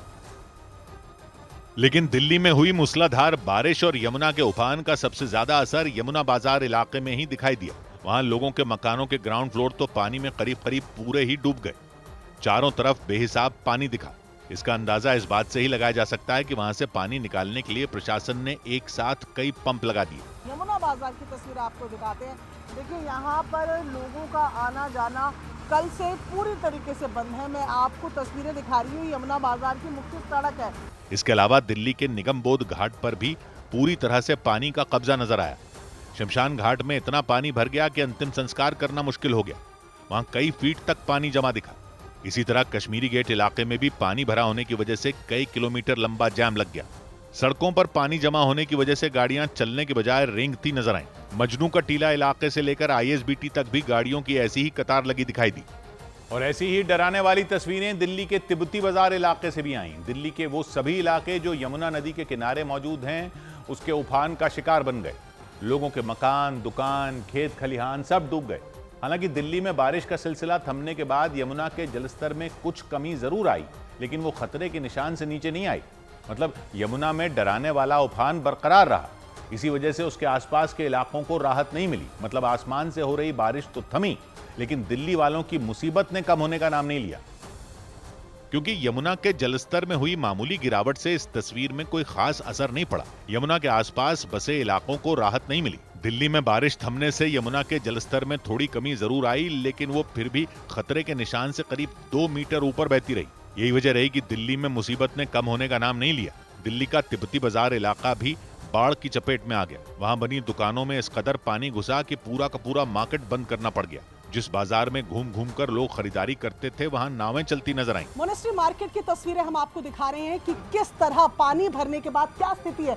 ये मार्केट आपको दिखा रहे हैं हम लोग, एक बोट पे यहाँ पर है ताकि आपको पूरी स्थिति क्लियर हो पाए। दिल्ली में डूब क्षेत्र यानी यमुना के किनारे बसे इलाकों की समस्या जस की तस बनी रही, क्योंकि भले ही यमुना के जलस्तर में थोड़ी कमी आई, लेकिन इससे दिल्ली वालों की परेशानी कम नहीं हुई। ऊपर से लोगों को ये डर भी सताता रहा कि अगर कहीं फिर से बारिश शुरू हो गई तो उनके सामने रहने खाने का संकट भी खड़ा हो सकता है। और यमुना नदी में जलस्तर बढ़ने की वजह से दिल्ली के नजदीक उत्तर प्रदेश के नोएडा और ग्रेटर नोएडा में भी बाढ़ जैसे हालात बन गए। यमुना नदी के किनारे पर मौजूद नोएडा के कुछ इलाकों में तो सब कुछ नदी में समाया नजर आया। नोएडा में यमुना नदी के किनारे सिंचाई विभाग की सैकड़ों बीघा जमीन मानो दरिया बन गई। वहां मौजूद खेत, खेल के मैदान, फार्म हाउस पूरी तरह डूब गए। नोएडा प्रशासन के मुताबिक यमुना में आई बाढ़ का असर ये रहा कि करीब 3000 लोगों को अपने घर छोड़कर ऊंचाई वाली जगहों पर शरण लेनी पड़ी। यमुना नदी के पानी में घर डूब जाने की वजह से लोग टेंटों में रहने को मजबूर हो गए। यमुना का जलस्तर बढ़ने की वजह से सड़कें दरिया में तब्दील हो गई। कुछ जगहों पर तो 4 से 5 फीट तक पानी भर गया। आने जाने के लिए लोगों को ट्रैक्टर का सहारा लेना पड़ा। बाढ़ से परेशानी का सामना कर रहे लोगों की मदद के लिए नोएडा अथॉरिटी की तरफ से 8 जगहों पर राहत शिविर लगाए गए। यमुना नदी में पानी का स्तर बढ़ने की वजह से हिंडन नदी का भी जलस्तर बढ़ गया। हिंडन के आसपास के इलाकों में भी बाढ़ का खतरा मंडराने लगा। लेकिन सबसे ज्यादा तबाही मचाई यमुना नदी के पानी ने। यमुना नदी में पानी का स्तर इतनी तेजी से बढ़ा कि नोएडा के उन हिस्सों में हाहाकार मच गया जो उसके किनारे पर मौजूद है। पानी के बढ़ते स्तर के चलते अब जो समतल जगहें हैं यानी कि जो प्लेन इलाके हैं वहां पर भी पानी बढ़ता जा रहा है और ये पूरा डूब क्षेत्र है। डूब क्षेत्र में भी आप देखें पानी बढ़ गया है। दिल्ली के बाद यमुना नदी उत्तर प्रदेश के नोएडा के किनारे से होते हुए हरियाणा में प्रवेश करती है। दिल्ली का कालिंदी कुंज बैराज पार करने के बाद यमुना नदी के दाहिनी तरफ दिल्ली का मदनपुर खादर और खड्डा कॉलोनी का इलाका मौजूद है, जबकि बाईं तरफ नोएडा का एक बड़ा हिस्सा यमुना नदी के बिल्कुल किनारे पर बसा है। नदी की धारा को रोकने के लिए नोएडा के सेक्टर 126 से सेक्टर 135 तक एक लंबा बांध रोड बनाया गया है। यमुना का जलस्तर बढ़ने से सबसे ज्यादा कोहराम बांध रोड के किनारे पर मौजूद नोएडा के इसी इलाके में मचा। पानी बहुत ज्यादा बढ़ गया है, कल से ज्यादा। कल तो नीचे था, आज यहाँ तक आ गया है, ऊपर तक। बांध रोड के नीचे वाले इस इलाके में कई बीघे जमीन पर खेती होती है, कई गौशालाएं हैं और हजारों फार्म हाउस मौजूद हैं। लेकिन यमुना नदी में पानी बढ़ने के बाद ये सब कुछ डूब गए और हालात ऐसे हो गए कि नोएडा के बाढ़ प्रभावित इलाकों में रहने वाले लोगों को टेंट लगाकर सड़कों पर अपना बसेरा बनाना पड़ा। यमुना नदी में पानी का स्तर घटा जरूर, लेकिन नदी खतरे के निशान से ऊपर बहती दिखी। प्रशासन ने नोएडा में बाढ़ के खतरे को देखते हुए एनडीआरएफ की टीमों को अलर्ट कर दिया। नोएडा के बाढ़ प्रभावित गांवों से बुजुर्गों, बच्चों और महिलाओं को सुरक्षित बाहर निकाल लिया गया। प्रशासन के मुताबिक यमुना नदी का पानी घुसने से नोएडा और ग्रेटर नोएडा के 20 से ज्यादा गांव और कुछ सेक्टरों में लोगों को परेशानियों का सामना करना पड़ा। बाढ़ प्रभावित इलाकों में पहुंची न्यूज़ 18 की टीम को लोगों ने बताया कि कुछ जरूरी सामान तो वो अपने साथ निकाल पाए, लेकिन उनका ज्यादातर सामान बाढ़ के पानी में डूब गया। रास्तों पर पानी भर जाने की वजह से वहां आना जाना मुश्किल हो गया। घरों के सामने पानी भर जाने के बाद कुछ जगहों पर छोटे बच्चे मछलियां पकड़ते दिखे, जबकि पानी में करीब 4 फीट तक डूब चुकी सड़कों पर ट्रैक्टर के सहारे लोग एक जगह से दूसरी जगह आते जाते दिखे। ये जहां मेरी मौजूदगी है वो एक फार्म हाउस है और फार्म हाउस अब पूरा नदी में बदल चुका है और इसका कारण ये है कि यमुना का जो जलस्तर है वो बढ़ता जा रहा है। नोएडा के असगरपुर गांव में हालात सबसे ज्यादा बिगड़े हुए नजर आए। वहां यमुना नदी ने ऐसा कोहराम मचाया कि लोग सड़कों पर रहने को मजबूर हो गए, क्योंकि उनका घर नदी के पानी में समा गया। बहुत दिक्कत हो रही है। ऐसे मैं अपने मकान में सब रह रहे थे, अभी ये तो रहने के लिए भी जगह नहीं है, आदमी झोपड़ी बना के रह रहे हैं रोड पे। यमुना नदी के किनारे पर मौजूद नोएडा और ग्रेटर नोएडा के इलाकों में जहां तक नजर गई वहां तक बस पानी ही पानी नजर आया। न्यूज़ 18 से बातचीत में लोगों ने बताया कि नदी का पानी बांध रोड से काफी दूर था, लेकिन कुछ ही घंटों में पानी इतनी तेजी से बढ़ा कि उसने उनका सब कुछ बर्बाद कर दिया। पूरा जो इलाका है वो जलमग्न हो गया है। लोगों की मुश्किलें यहाँ पर बढ़ती नजर आ रही हैं क्योंकि यमुना के इस पानी का जो दायरा है वो आगे बढ़ता जा रहा है। प्रशासन के मुताबिक नोएडा के डूब क्षेत्र में बनाई गई गौशालाओं में मौजूद करीब 1500 मवेशियों को सुरक्षित बचा लिया गया। प्रशासन ने लोगों को यमुना नदी के किनारे न जाने की सलाह दी। बाढ़ प्रभावित इलाकों में राहत और बचाव के काम के लिए एनडीआरएफ की टीमों को भी अलर्ट कर दिया गया। उधर उत्तर प्रदेश के मथुरा में यमुना नदी का जलस्तर बढ़ने के बाद सारे घाट कई फीट तक पानी में डूब गए। वहां यमुना नदी अपने रौद्र रूप में आकर खतरे के निशान से ऊपर बहने लगी। ऐसे में लगातार जलस्तर बढ़ने से लोगों की मुश्किलें बढ़ गईं। यमुना की उफनती लहरें मंदिरों तक पहुंच गईं और निचले इलाकों में रहने वाले तो बेहाल हो गए। वहां पानी भर जाने के कारण दूसरे शहरों से आने वाले श्रद्धालुओं की आफत बढ़ गई और वो कमर तक भरे पानी में पूजा करने को मजबूर हो गए। वहां मंदिरों के चारों तरफ पानी भर जाने से यमुना की आरती करने में परेशानियां हुई। खतरे को देखते हुए नदी से काफी दूर खड़े होकर आरती की गई। बारिश के बीच नदी के बढ़ते जलस्तर ने लोगों की मुसीबतें बढ़ा दी। इस बीच कई श्रद्धालु नदी का जलस्तर बढ़ने के बाद भी यमुना में स्नान करने पहुंच गए। उन लोगों ने नदी के पास जाकर पूजा की। इस दौरान चारों तरफ पानी ही पानी भरा रहा। हालांकि प्रशासन की तरफ से लोगों को सतर्क किया गया और उनसे खतरे के निशान को पार न करने की अपील की गई, क्योंकि यमुना का जलस्तर उसके पास बने मंदिरों तक पहुंच गया। वहां कई फीट पानी भर जाने से घाटों का दिखाई देना बंद हो गया। यमुना का लगातार बढ़ रहा जलस्तर वहां आने वाले लोगों के लिए खतरा बन गया। में यमुना किनारे रहते हैं, उनको तो रहने खाने के लिए प्रॉब्लम है पब्लिक को, लेकिन हमारे लिए हम इस स्वरूप का एंजॉय कर रहे हैं। मथुरा जिले में उफान पर आई यमुना खतरे के निशान से ऊपर आ गई। उसके पास बने छोटे मंदिरों में पानी भर जाने से उन्हें बंद कर दिया गया। इस बीच जलस्तर लगातार बढ़ने की वजह से बड़े बड़े मंदिर भी डूबने के कगार पर आ गए। मथुरा के विश्राम घाट पर पानी भर जाने से आरती करने वाली जगह भी डूब गई। जिस तरीके से पानी यहाँ पे बढ़ा है, उसके बाद आरती जो होती है वो पहले यहीं पे होती थी, लेकिन इतना पानी बढ़ गया कि आरती करने में भी जो है वो मुश्किलें बढ़ गई है। वहाँ घाटों के पास लोगों के कमर तक पानी भरा नजर आया। इससे मंदिरों में दर्शन करने के लिए बाहर से आने वाले श्रद्धालुओं की परेशानी बढ़ गई। कि अगर थोड़ी सी भी बारिश हो जाए तो यहाँ पूरा का पूरा मथुरा पूरा का पूरा डूब जाता है। होली गेट को देख लीजिए, अगर थोड़ी सी भी बारिश हो जाएगी तो पूरा का पूरा पानी भर जाता है। इस बीच स्थानीय लोग नदी किनारे स्नान करते नजर आए। इस दौरान एक व्यक्ति लाइफ जैकेट पहने दिखे ताकि किसी भी तरह की अनहोनी से बचा जा सके। और यमुना का पानी सिर्फ घाटों तक ही नहीं बल्कि गांवों तक पहुंच गया। वहां यमुना का जलस्तर बढ़ने से दर्जनों गांव बाढ़ की चपेट में आने से तबाह हो गए। नदी के उफान पर आने से गांव के गांव तालाब में तब्दील हो गए। निचले इलाकों में पानी भर जाने से लोगों का जीना मुहाल हो गया। उन इलाकों में कई मकान पानी में डूब गए। इस वजह से लोग अपने मकानों को छोड़ने के लिए मजबूर हो गए। इस बीच प्रशासन और नगर निगम की तरफ से वहां रहने वालों को सुरक्षित जगहों पर पहुंचाना शुरू किया गया। बाढ़ ने ऐसी तबाही मचाई कि कई मकानों में रखा सामान पानी में डूबने से बर्बाद हो गया। खेतों में कई फीट पानी भर जाने से फसलें डूब गईं। चारों तरफ पानी भर जाने से जहरीले सांप और कीड़े मकोड़ों का खतरा भी बढ़ गया और इससे लोगों की जान पर बनाई। इस बीच कई लोगों ने अपनी छतों पर शरण ले ली क्योंकि कई मकान पानी में डूबे नजर आए। वहां चारों तरफ कई फीट पानी भर जाने से लोगों की मुसीबतें बढ़ गईं।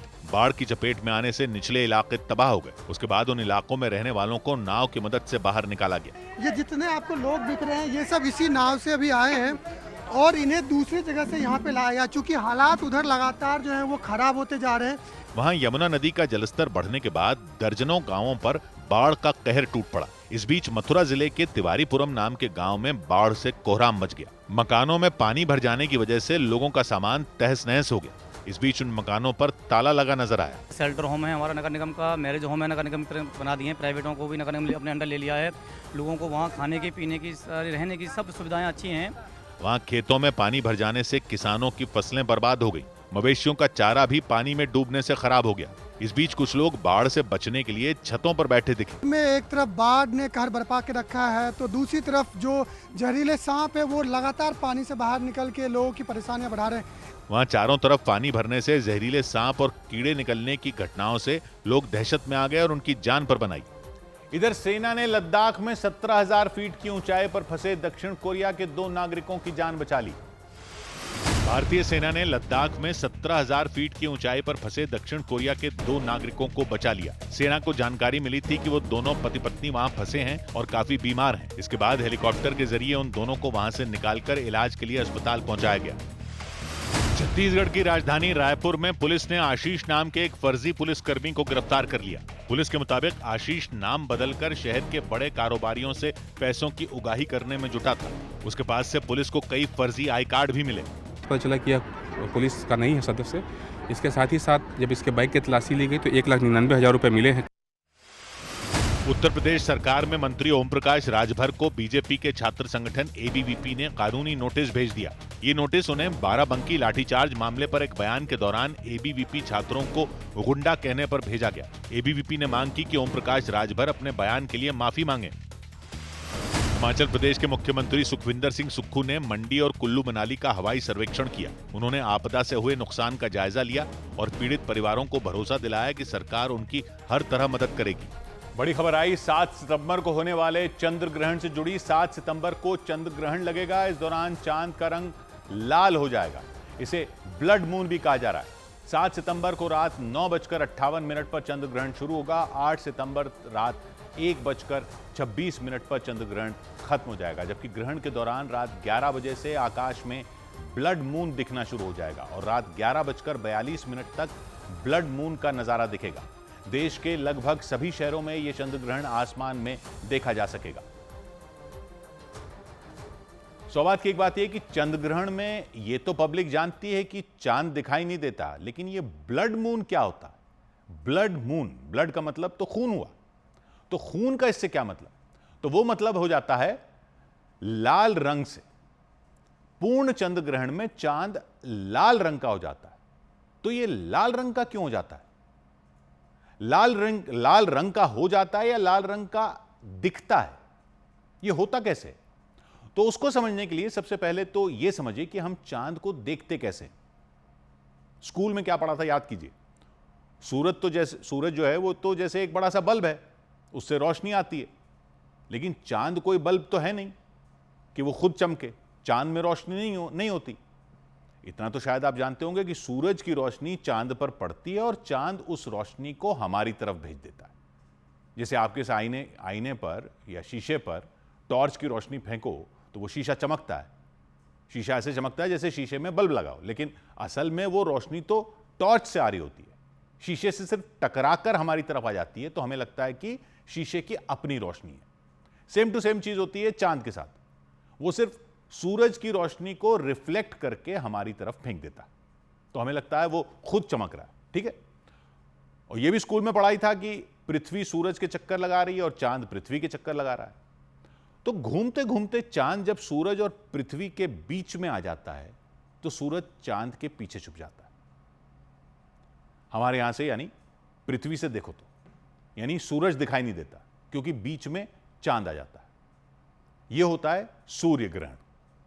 इसी तरह से अगर सूरज और चांद के बीच में पृथ्वी आ जाते तो क्या होगा भाई? पृथ्वी सूरज के चक्कर लगा रही है, चांद पृथ्वी के चक्कर लगा रहा है, तो घूमते घूमते एक पॉइंट ऐसा आता है जब चांद और सूरज के ठीक बीच में पृथ्वी आ जाती है। अब चांद की अपनी रोशनी तो है नहीं, यानी बल्ब तो है सूरज, बल्ब के सामने आ गई पृथ्वी, यानी चांद से देखो तो क्या दिखेगा? चांद से दिखेगा कि पृथ्वी सामने आ गई और सूरज को छुपा दिया, यानी सूरज की लाइट चांद पर नहीं पड़ेगी। अब इसको पृथ्वी से देखिए, चांद तो उस शीशे की तरह था ना जिस पर सूरज की लाइट पड़ रही थी तो चमक रहा था। तो अब जब सूरज की लाइट ही चांद पर नहीं पहुंच रही तो शीशा तो चमकेगा नहीं, चांद तो चमकेगा नहीं। तो यह होता है चंद्र ग्रहण। सूरज की लाइट उस पर नहीं पड़ेगी क्योंकि हम ही सूरज की लाइट के बीच में आ गए, यानी पृथ्वी ही बीच में आ गई है। तो चांद अंतरिक्ष के अंधेरे में गायब हो जाना चाहिए, चांद नहीं दिखना चाहिए, आसमान में कुछ नहीं दिखना चाहिए। लेकिन चांद अंधेरे में काला हो जाता नहीं, काला नहीं होता है, चांद लाल हो जाता है। वो क्यों भाई? सूरज की रोशनी अगर आप छाते से ब्लॉक कर दो तो छाते के नीचे तो परछाई आ जाती है ना। तो अगर पृथ्वी ने चांद पर सूरज की रोशनी ब्लॉक कर दी तो पृथ्वी की परछाई आ जाएगी चांद पर। वो फिर लाल क्यों हो जाता है? तो वो समझने के लिए पहले यह समझना होगा कि पृथ्वी जो है वो है क्या। पृथ्वी एक बॉल की तरह है, ये तो आप जानते हो, लेकिन पृथ्वी की सॉलिड बॉल के आसपास क्या लिपटा हुआ है? हवा, वायुमंडल, एटमॉस्फेयर। ये हवा का कंबल लिपटा हुआ है पृथ्वी की बॉल के चारों तरफ। तभी तो यहां जीवन है, तभी तो हम सांस ले पाते हैं। यानी पृथ्वी की बॉल पूरी सॉलिड नहीं है, इसके बाहर की परत जो है वो हवा है। बॉल के ऊपर समझ लीजिए हवा का कवर लगा हुआ, और हवा में क्या होता है? धूल होती है, अलग अलग तरह के कण होते हैं हवा में, छोटे छोटे बारीक। सूरज की रोशनी जो हमारे पास भी आती है वो डायरेक्ट नहीं आती, इस हवा के कंबल को पार करते हुए हमारे पास आती है। और सूरज की रोशनी हमें सफेद दिखती है, लेकिन सफेद नहीं होती, वो मिक्सचर है 7 रंगों का। सुना नहीं आपने, मैंने तेरे लिए 7 रंग के सपने बुने। 7 रंग, 7 रंग होते हैं। स्कूल में पढ़ा था ना 7 रंग। विबग्योर, वी से वायलेट, आई से इंडिगो, बी से ब्लू, जी से ग्रीन, वाई से येलो, ओ से ऑरेंज और आखिरी आर से रेड। VIBGYOR, VIBGYOR. आखिरी वाला है रेड यानी लाल। तो ये सब मिक्स होकर आते हैं और हवा से गुजर कर आते हैं। दिन में तो ये सीधा आ जाते हैं हवा से होते हुए क्योंकि सूरज सर पर होता है, लेकिन सुबह सुबह जब सूरज उग रहा होता है तब सूरज हमारे बिल्कुल साइड में होता है, कोने में होता है। देखा ना आपने सूर्योदय में कोने में होता है। तो रोशनी सीधा धरती पर पड़ने के बजाय एंगल से आती है और आसमान में फैल रही होती है। आसमान में जब साइड के एंगल से रोशनी फैलती है तो हवा के जो कण हैं वो रोशनी को बिखेर देते हैं। मिक्स किए हुए जो रंग हैं वो छितरा जाते हैं, बिखर जाते हैं आसमान में। 7 रंग अलग अलग हो जाते हैं। इनमें जो लास्ट वाला होता है यानी लाल रंग जो होता है वो दूर तक जाता है, यानी इसलिए आसमान में वो फैल जाता है। वो असल में एक तरह से सूरज की रोशनी पर समझ लो कि हवा का फिल्टर लग जाता है। हवा में जो कण हैं वो फिल्टर का काम करते हैं और फिल्टर से छन कर लास्ट वाला लाल रंग ही फैलता है, इसलिए आसमान लाल हो जाता है। सूर्योदय की जो लालिमा है वो असल में वही है, जब पौ फटती है तो सूरज की रोशनी के रंग भी फट जाते हैं, यूं समझ लीजिए, और लाल लाल हो जाता है आसमान। फिर जब सूरज एंगल से निकलकर ऊपर आ जाता है पूरा, तो सातों रंग मिक्स हो जाते हैं और रोशनी हमें सफेद दिखती है। फिर जब शाम होती है सेम वही हो जाता है, सूरज फिर एंगल पर चला जाता है कोने में, और डूबने से पहले सेम वही सीन हो जाता है। सूरज की रोशनी आसमान में छितरा जाती है और हवा के फिल्टर से कौन सा रंग फैल जाता है? लाल। इसलिए गोधूली का आसमान भी लाल हो जाता है। अब आप कहोगे बात तो चंद्र ग्रहण की हो रही थी, ये कहां ले गए? तो अब आ जाइए चंद्र ग्रहण पर। चंद्र ग्रहण क्यों हुआ था? क्योंकि पृथ्वी सूरज और चांद के बीच में आ गई थी। लेकिन पृथ्वी पूरी सॉलिड बॉल नहीं है, पृथ्वी के ऊपर हवा का कंबल लिपटा हुआ है, वायुमंडल है, एटमॉस्फेयर है। तो पृथ्वी सूरज की रोशनी को पूरा ब्लॉक नहीं करती, क्योंकि सूरज की रोशनी हवा के फिल्टर से पास होकर साइड के एंगल से चांद पर पड़ जाती है। आप जैसे किसी बल्ब के सामने आ जाओ, तब भी बल्ब के पीछे से रोशनी जो आती है साइड से निकलकर, वैसी ही रोशनी जाके चांद पर पड़ती है और वो हवा से पास होकर निकलती है। जैसे सुबह सूरज उगने के टाइम हमारे पास साइड के एंगल से आती है, या सूरज डूबने के टाइम साइड के एंगल से आती है, उसी तरह चंद्र ग्रहण के टाइम पृथ्वी के चारों साइड से हवा से फिल्टर होकर सूरज की रोशनी जाती है चांद पर और एंगल से फिल्टर होकर जाती है। तो सनराइज और सनसेट की तरह, यानी सूर्योदय और सूर्यास्त की तरह, सातों रंग बिखर जाते हैं और फैल जाता है लाल रंग, और चांद तक पहुंचता है सूरज की लाइट का लाल वाला हिस्सा। बाकी 6 रंग नहीं पहुंचते। तो अब अगर शीशे पर लाल रंग की रोशनी वाली टॉर्च मारोगे तो शीशा किस रंग में चमकेगा? लाल रंग में चमकेगा। इसलिए चांद उस टाइम लाल रंग में चमकता है। चांद की अपनी लाइट तो है नहीं, वो बल्ब नहीं है, बल्ब सूरज है। और सूरज की रोशनी के सामने जब पृथ्वी आ जाती है तो सूरज की सिर्फ लाल लाइट जाती है चांद तक, इसलिए हमें चांद दिखता है लाल, और यह कहलाता है ब्लड मून। 100 बात की एक बात। उधर न्यूजीलैंड के पूर्व क्रिकेटर रॉस टेलर ने संन्यास से लौटने की घोषणा कर दी। न्यूजीलैंड के पूर्व क्रिकेटर रॉस टेलर ने संन्यास से लौटने का ऐलान कर दिया। हालांकि वो T20 विश्व कप में न्यूजीलैंड नहीं बल्कि दक्षिण प्रशांत महासागर में मौजूद द्वीप समोआ की क्रिकेट टीम की कप्तानी करेंगे। उन्होंने 2022 में अंतर्राष्ट्रीय क्रिकेट से संन्यास ले लिया था। दक्षिण अफ्रीका की क्रिकेट टीम ने 27 साल बाद इंग्लैंड में कोई वनडे इंटरनेशनल सीरीज जीती। दक्षिण अफ्रीका ने दूसरे वनडे मैच में इंग्लैंड को 5 रन से हरा दिया। हालांकि 3 मैचों की इस सीरीज में अब भी एक मुकाबला होना बाकी है, लेकिन दक्षिण अफ्रीका की टीम पहले ही सीरीज में 2-0 की बढ़त बना चुकी है। भारतीय टेनिस खिलाड़ी यूकी भांबरी और माइकल वीनस की जोड़ी यूएस ओपन का सेमीफाइनल मुकाबला हार गई। उन्हें ब्रिटेन के खिलाड़ी नील स्किप्सकी और जो सॉल्सबरी की जोड़ी ने 6-7, 7-6, 6-4 से हराया। भारतीय महिला हॉकी टीम ने एशिया कप में अपने पहले मैच में थाईलैंड को बुरी तरह हरा दिया। भारत ने इस मुकाबले में थाईलैंड के खिलाफ 11 गोल दागे और यह मुकाबला 11-0 से जीत लिया।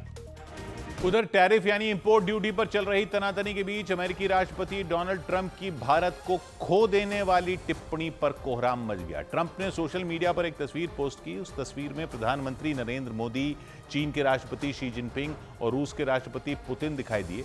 इस तस्वीर के साथ ट्रंप ने कुछ ऐसा लिखा जिसे पढ़कर कई देशों में खलबली मच गई। उन्होंने भारत, रूस और चीन के बीच गहरे हो रहे रिश्तों का जिक्र किया और आशंका जताई कि अमेरिका ने भारत और रूस को चीन के हाथों खो दिया। यानी ट्रंप के मुताबिक भारत और रूस अमेरिका के मुकाबले चीन के ज्यादा नजदीक पहुंच चुके हैं।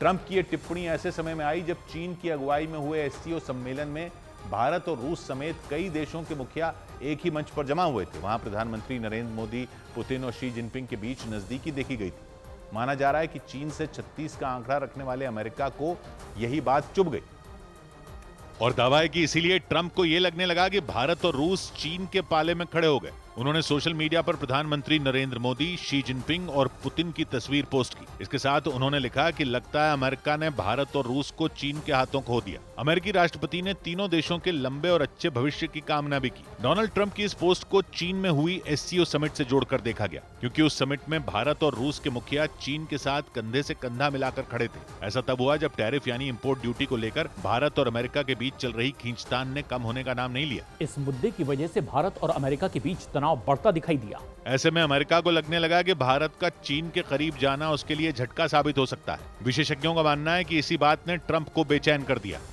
इधर केरल कांग्रेस की तरफ से सोशल मीडिया पर बिहार को लेकर की गई एक पोस्ट पर सियासी बवाल खड़ा हो गया। केरल कांग्रेस ने GST स्लैब में हुए बदलाव पर तंज कसते हुए बिहार की तुलना बीड़ी से कर दी। इसके बाद तो राजनीतिक घमासान शुरू हो गया। बिहार में कांग्रेस के मंच से प्रधानमंत्री नरेंद्र मोदी के लिए आपत्तिजनक शब्दों के इस्तेमाल पर मचा बवाल थमा भी नहीं था कि कांग्रेस ने बीजेपी को उसे घेरने का दूसरा मौका दे दिया। बीजेपी ने इसके लिए न सिर्फ कांग्रेस बल्कि बिहार में उसकी सहयोगी RJD को भी घेर लिया। बिहार और बीड़ी का यह मुद्दा गरमाया तो तेजस्वी यादव ने तुरंत हालात को संभालने की कोशिश की। उन्होंने भी मांग कर दी कि अगर ऐसी बात हुई है तो इस पर माफी मांगी जानी चाहिए। लेकिन कांग्रेस नेता तारिक अनवर ने यह दावा कर दिया कि केरल कांग्रेस का सोशल मीडिया अकाउंट हैक हो गया था। हालांकि बाद में केरल कांग्रेस ने न सिर्फ इस मुद्दे पर माफी मांग ली बल्कि सोशल मीडिया से विवादास्पद पोस्ट हटा भी दी। लेकिन इस मुद्दे पर सियासी संग्राम खत्म नहीं हुआ और बीजेपी इस पर इतना भड़क गई कि उसने कांग्रेस पर हमलों की झड़ी लगा दी। केरल कांग्रेस की इस विवादास्पद पोस्ट को लेकर बीजेपी ने राहुल गांधी को घेर लिया। यही नहीं, पार्टी ने बिहार में कांग्रेस की सहयोगी RJD पर भी निशाना साधा और मांग की कि दोनों दल इसके लिए माफी मांगे। बिहार और बीड़ी की तुलना करेंगे आप? बहुत शर्म की बात, इसकी हम बहुत भर्त्सना करते हैं। बिहार की तुलना बीड़ी से की जाने वाली पोस्ट को लेकर विवाद बढ़ा तो तेजस्वी यादव तुरंत डैमेज कंट्रोल में जुट गए। हम देखे नहीं है तो प्रतिक्रिया नहीं दे सकते, लेकिन अगर कोई बिहार से लेकर के आपत्तिजनक करके कोई बात है तो जरूर माफी मांगनी चाहिए। इस बीच कांग्रेस सांसद तारिक अनवर ने दावा किया कि इसके लिए केरल कांग्रेस दोषी नहीं है, क्योंकि उसका सोशल मीडिया अकाउंट ही हैक हो गया था। संभवतः जो अकाउंट है केरला कांग्रेस का उसको हैक किया गया है और उसकी तरफ से इस तरह का बयान दिया, क्योंकि कोई भी पॉलिटिकल आदमी, राजनीतिक सोच वाला आदमी इस तरह का स्टेटमेंट दे ही नहीं सकता है। ये पूरा विवाद तब शुरू हुआ जब केरल कांग्रेस ने GST स्लैब में हुए बदलाव को लेकर सोशल मीडिया पर एक पोस्ट डाली। इस पोस्ट में B से बीड़ी और B से बिहार लिखा गया। बवाल बढ़ने पर केरल कांग्रेस ने तुरंत माफी मांग ली और वो पोस्ट डिलीट कर दी। उधर नेपाल में फेसबुक और इंस्टाग्राम समेत कई सोशल मीडिया प्लेटफॉर्म पर पाबंदी लगा दी गई। नेपाल सरकार ने फेसबुक, इंस्टाग्राम और यूट्यूब समेत 26 सोशल मीडिया प्लेटफॉर्म पर बैन लगा दिया। नेपाल के संचार और सूचना प्रौद्योगिकी मंत्रालय ने इन सोशल मीडिया प्लेटफॉर्म को रजिस्ट्रेशन कराने के लिए 28 अगस्त से 7 दिन का समय दिया था। समय सीमा खत्म होने के बाद इन पर कार्रवाई की गई। राजस्थान के जोधपुर में राष्ट्रीय स्वयंसेवक संघ की अखिल भारतीय समन्वय बैठक शुरू हुई। 3 दिन तक चलने वाली इस बैठक में RSS प्रमुख मोहन भागवत और बीजेपी अध्यक्ष JP नड्डा समेत 320 पदाधिकारी शामिल होंगे। महाराष्ट्र के कोल्हापुर में 73 साल के चंद्रकांत केदारी नाम के बुजुर्ग पर आरोप लगा कि उन्होंने मामूली बात को लेकर अपने दोस्त की गला रेत कर हत्या कर दी। पुलिस के मुताबिक 70 साल के मोहन सूर्यकांत पवार ने चंद्रकांत को गाली दे दी थी। आरोप लगाया गया कि इस बात पर चंद्रकांत ने उनकी हत्या कर दी। उतार चढ़ाव भरे कारोबार के बीच भारतीय शेयर बाजार सपाट बंद हुआ। सेंसेक्स में 7 अंक की मामूली गिरावट रही तो निफ्टी मामूली बढ़त के साथ 24,741 पर पहुंच गया। इस दौरान निवेशकों की संपत्ति करीब 16,000 करोड़ रुपए बढ़ गई। सबसे ज्यादा तेजी ऑटो, मीडिया और मेटल सेक्टर के शेयरों में रही, जबकि रियल्टी, FMCG और IT इंडेक्स गिरकर बंद हुए। इधर राजस्थान के जोधपुर में एक सड़क पर उस वक्त अफरा तफरी मच गई जब वहां एक महिला सोशल मीडिया इन्फ्लुएंसर की कार ने आगे चल रही गाड़ी को टक्कर मार दी। इसके बाद तो दोनों पक्षों में बीच सड़क पर गाली गलौज और मारपीट शुरू हो गई। वो इतनी बुरी तरह भिड़े कि रास्ते से जा रहे दूसरे लोग भी दंग रह गए। इस लड़ाई को देखने के लिए उन्होंने अपनी गाड़ियां भी रोक दी। वहां तब तक बवाल चलता रहा जब तक पुलिस नहीं पहुंची। मोनिका राजपुरोहित नाम की वो सोशल मीडिया इन्फ्लुएंसर बीकानेर की शेरनी के नाम से भी चर्चित है। वो बीकानेर की रहने वाली हैं। वो जोधपुर में हुए एक कार्यक्रम के बाद अपने साथियों के साथ कार में लौट रही थी। बताया गया इसी दौरान उन्होंने कार के अंदर ही सोशल मीडिया के लिए वीडियो बनाना शुरू कर दिया। लेकिन दावा है इस बीच उनकी कार के ड्राइवर का ध्यान भटक गया और उसने सामने चल रही गाड़ी में जोरदार टक्कर मार दी। टक्कर होते ही दोनों गाड़ियां रुक गईं। जिस गाड़ी में मोनिका राजपुरोहित की कार भिड़ी उसमें महिलाओं समेत कई लोग सवार थे। वो लोग भड़क गए।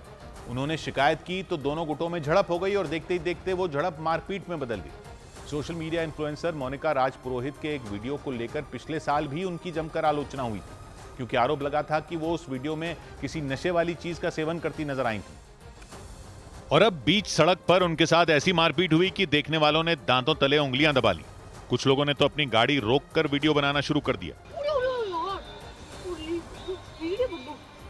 मोनिका राजपुरोहित नाम की जिस सोशल मीडिया इन्फ्लुएंसर की लड़ाई हुई, उन्हें इंटरनेट की दुनिया में बीकानेर की शेरनी के नाम से भी जाना जाता है। बीकानेर की रहने वाली मोनिका के साथ सोशल मीडिया के अलग अलग प्लेटफॉर्म पर लाखों लोग जुड़े हैं। ऐसे में उनके साथ हुए झगड़े ने उनके चाहने वालों का गुस्सा भड़का दिया। 22 साल की मोनिका राजपुरोहित जोधपुर में कार्यक्रम के लिए आई थी। लौटते वक्त एयरपोर्ट थाना क्षेत्र में उनकी कार और एक गाड़ी में टक्कर हो गई। बताया गया कि यह हादसा तब हुआ जब मोनिका अपनी कार में सोशल मीडिया के लिए वीडियो बना रही थी। लेकिन गाड़ियों की भिड़ंत के बाद जब लोगों ने मोनिका